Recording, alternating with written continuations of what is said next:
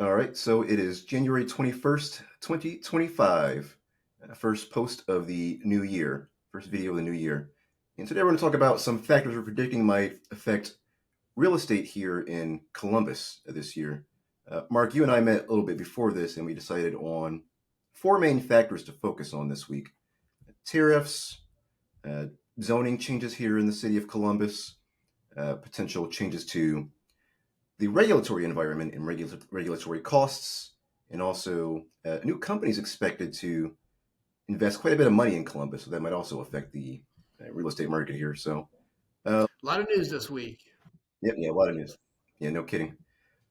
All right, and so let's start with tariffs. I know they haven't been implemented just yet, but there have been a lot of things said, and a lot of economists and other people who probably know a bit about these things. A lot of people have been reporting about how they might have a pretty big effect on real estate here. Do you have any thoughts on that? So tariffs have been in the news quite a bit the last few months, and obviously with President Trump just taking office, everyone's wondering how are these tariffs going to potentially affect the real estate market. Well, there are two ways that tariffs could potentially affect real estate here in Ohio and all over the country. Now, I don't think they're going to affect the resale market, homes that have already been built and being resold, but they could have a impact on new construction.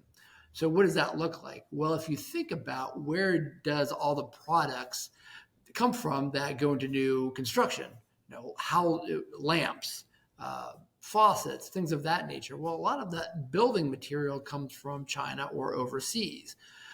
The other thing to look at is where is the lumber coming from for the homes that are being built in the United States? Well, about one third of it comes from Canada. And these are two of the countries that Trump has talked about placing tariffs on. So, could it affect new construction or apartment construction? Absolutely. So that's tariffs. And it seems to me that what we're seeing right now is that they're probably going to affect costs on real estate, especially here in Columbus. But the main question right now is to the degree. And then there's also another factor that's probably going to be affecting costs, maybe in a more positive direction. Maybe this should bring down costs. And that's the regulatory environment on real estate. Do you have any thoughts on some of the recent news on regulatory changes or how regulatory costs might be changed and affect the market here? Well, it's interesting you brought that up because Trump just took office yesterday, and one of his first executive orders was to try to bring down some of these regulatory costs for new construction. So if you look at the cost of to build a new home or a new building or a new commercial property, about 20% of that cost, or excuse me, 25% of that cost actually comes from permitting and other government regulatory costs.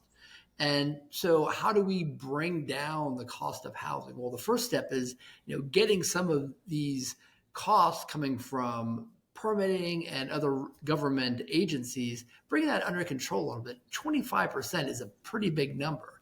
For a new home, it's about $95,000 of the cost to build a new home comes from these regulatory fees. Okay, so those are some of the direct costs, about 25% or maybe about $95,000 when it comes to building a new home. Those are the direct costs, but there are also some maybe indirect costs like the uh, time to build, like navigating that process. You probably have to have people come out from the city or the state and come and approve things.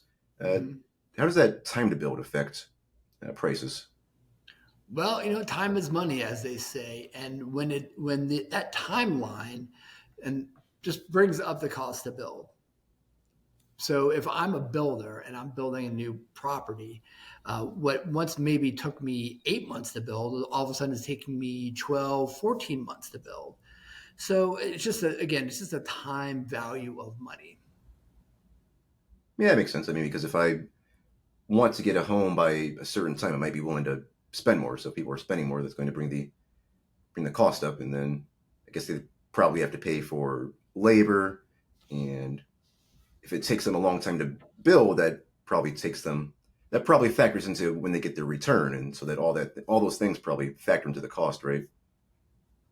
Oh, absolutely. And even talking about supply chains, getting back into tariffs, which we were just discussing, if properties are being built and your product that's coming in is being delayed at the ports or from overseas, it just is increasing the cost across the board. Okay, so those are some of the factors at the national or federal level, but there are also some things happening at a smaller scale here in Columbus at the city level. I think sometime in the summer of 2024, some new zoning initiatives were put out that are aimed at affecting the real estate market, positively affecting the real estate market. Can you share what's happening there? Yeah, back in July, the city made a huge change to their zoning code. Ultimately, what they're trying to do is again make housing more affordable. So, can we go about doing that? Well, we can try to increase the density. So, Columbus, to their credit, has realized that. So, they had some pretty restrictive zoning codes in the central Columbus area that haven't been changed for about 70 years. So what they've done is they've really changed some of these parcels of land to make them more mixed use and increased what developers can build on them. Increasing the number of stories they can build a building, decreasing the number of parking spots they need when they develop a new property. So all of this hopefully is going to increase the amount of housing we have here in Central Ohio and decrease the cost. Okay, so that gives me one question. So, what is it with this parking thing? Why would we want less parking spaces when we always want more? Well, parking takes up a lot of space, Yeah. and that could be used and turned into living space. Now, there's got to be a good balance. So many people rely on their cars here in Central Ohio that we do need space for parking. But by reducing some of those parking requirements, hopefully we can turn that space that was used for parking a car into living space. Yeah, it does seem the city put a good bit of thinking into this because you talked about the mixed use development. That's pretty common in a lot of bigger cities internationally, but here in the States, that's pretty common in New York City, isn't it? It is. And in Columbus, trust me, we've made some pretty inappropriate decisions when it comes to housing, and which isn't really the subject of this video, but we can talk about maybe that in a later date. But I think the powers that be now have an understanding, especially with the amount of growth we're having here in Columbus, that there's going to be a real need for housing, and we're going in the right direction. Okay. Yeah, and then on the city, going back to the city putting a lot of thought into this, we just talked about how we might not need as many parking spaces. The other thing we had recently was in November, the city had a ballot initiative to increase the sales tax, I think, by about 0.5%. That 0.5%, that's going into public transportation. It's going to the public transportation budget. So it might be the case, maybe what the city's aiming for is we'll have maybe fewer cars in the downtown area because people will be able to get to, through, and around the downtown Columbus area without the need for cars. I think that's what one of the goals are. So I think I'm pretty excited because that just means more room for housing, more room for houses, less room for cars. Right, absolutely. And there's been a lot of talk for years about public transit here in Central Ohio and maybe building a train line, which actually used to exist and they tore it out back in the 40s, down High Street. But the sales tax increase is really going to affect CODA. They really want to expand, and CODA is Columbus's bus line. What they really want to do is increase the number of routes, increase the number of buses. They have in the past, a couple of years, turned a lot of those buses into electric buses. So we're going in the right direction. We're not going to have any. We're not going to become New York and build a subway system, or I think build any type of train system at this point. It's just too expensive. But I think they're going to work on our current system, CODA, and expand that as much as they can. I'm pretty excited about that. And I was looking at like some Columbus forums, and a lot of people seem to be happy about that because I think especially people in the millennial/Gen Z demographic, I think they're excited to be able to maybe live downtown, experience some of the downtown amenities without having to necessarily pay for all the parking and cars and stuff like that. So think Of the course, yeah. If you've been in downtown Columbus lately, parking it can be a challenge, a real challenge. okay, so that's one thing at the city level, the change in zoning requirements. But there's another thing happening here in Columbus that might be just as big. Apparently, some company is investing a lot of money into the city. Yeah, Introl is coming to town. It was just announced.